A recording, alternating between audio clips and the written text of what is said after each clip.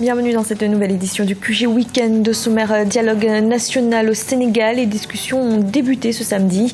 Il est question des 15 points de la réforme constitutionnelle proposée par le président Macky Sall. Fin du procès des auteurs des attentats de Kampala. 7 personnes ont été condamnées, dont 5 à la prison à vie. Ces attaques qui avaient visé la capitale ougandaise en 2010 avaient fait 76 victimes.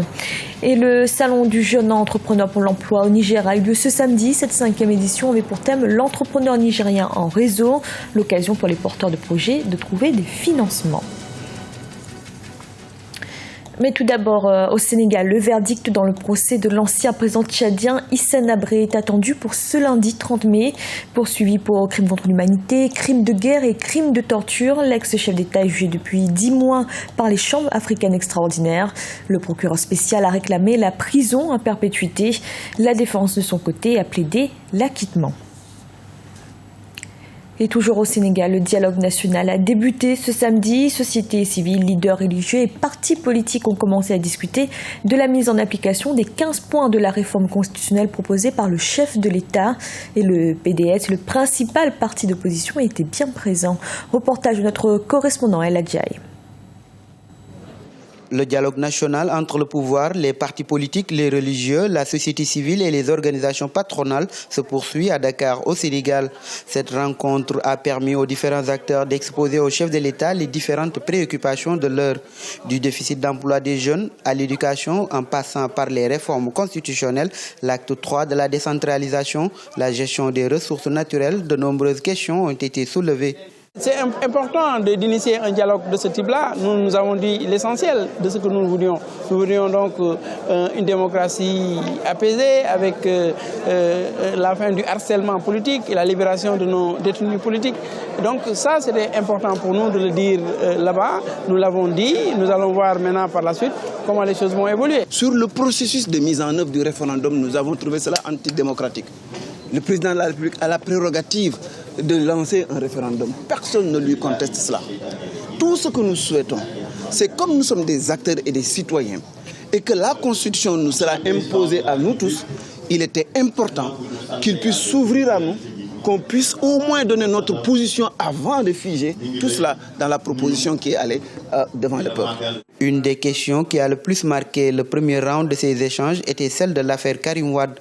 L'avocat de l'État dans ce procès, Maître El Hadji Diouf, n'a pas manqué de demander la grâce présidentielle pour le fils de l'ancien chef de l'État. Et le président a accordé récemment, à l'occasion de la fête de l'anniversaire le 4 avril, à 500 Sénégalais la grâce.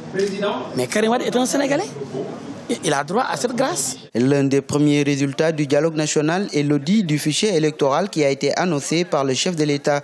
Une vieille doléance formulée par le Front du Nord avant et après le référendum du 20 mars dernier. Ce processus doit être rediscuté, le fichier électoral doit être revisité. Et là, il faut qu'on le fasse au niveau d'une discussion et d'un consensus. Pour pérenniser ce genre de rencontre, le chef de l'État a pris l'engagement d'institutionnaliser la date du 28 mai comme une journée de dialogue national au Sénégal. Cette rencontre avec toutes les forces vives de la nation a été l'occasion pour le président Macky Sall de réaffirmer sa volonté à consolider la démocratie et l'état de droit. En Ouganda, les auteurs des attentats de juillet 2010 à Kampala ont été jugés devant la haute cour de justice.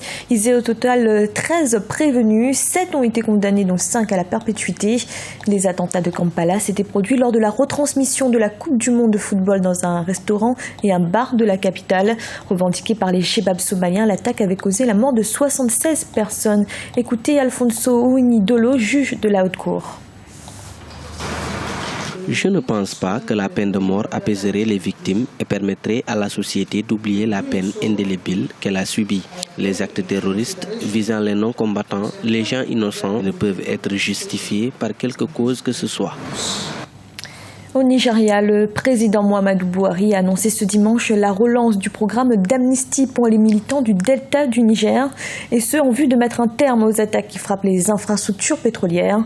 Ce programme d'amnistie prévoit notamment le paiement de salaires à environ 30 000 anciens militants et des opportunités de reconversion.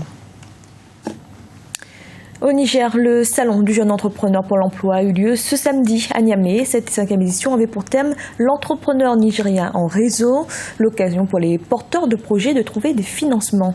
Reportage de notre correspondant Sadou Alizé Mokhtar.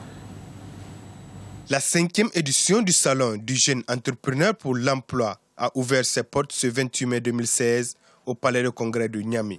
Le thème de l'édition 2016 est l'entrepreneur nigérien en réseau.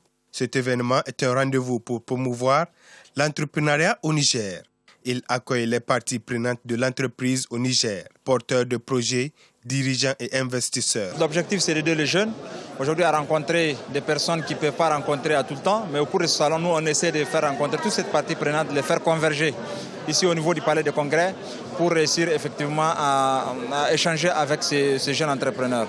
C'est ça l'objectif. En fait, c'est un objectif networking, des partenariats. Chacun peut rencontrer aujourd'hui ses principaux partenaires, que ce soit la Chambre de commerce pour la création, que ce soit la Direction générale des impôts, pour effectivement comprendre tout ce qui est impôts et crédit formel. Conscient du fait que l'entrepreneuriat est un levier de développement et permet d'offrir de nouvelles perspectives économiques, le gouvernement nigérien a créé un ministère qui aura en charge l'entrepreneuriat des jeunes. Pour les créateurs d'entreprises, le salon du jeune entrepreneur pour l'emploi est l'occasion de construire et de faire financer leurs projets. Un rendez-vous, un forum vraiment de tous jeunes porteurs de projets ou bien tous jeunes entrepreneurs au Niger, parce que ça te permet non seulement d'avoir des contacts avec les élus locaux, les établissements de finances, les banques, mais aussi avoir, un stage dans une autre entreprise ou bien si tu cherches des emplois. Le gouvernement nigérien a mis en place depuis 2016 un centre pour le financement des petites et moyennes entreprises. Afin de booster l'entrepreneuriat des jeunes, un concours de meilleurs projets d'entreprise a été organisé. 21 jeunes lauréats ont été sélectionnés et financés par l'entremise du dit centre. Ces 21 jeunes lauréats du concours de meilleurs projets d'entreprise, installés à leur propre compte, contribuent à la croissance socio-économique du pays. C'était le journal de la rédaction. Merci de l'avoir suivi. Retrouvez dans un instant une nouvelle édition de l'information.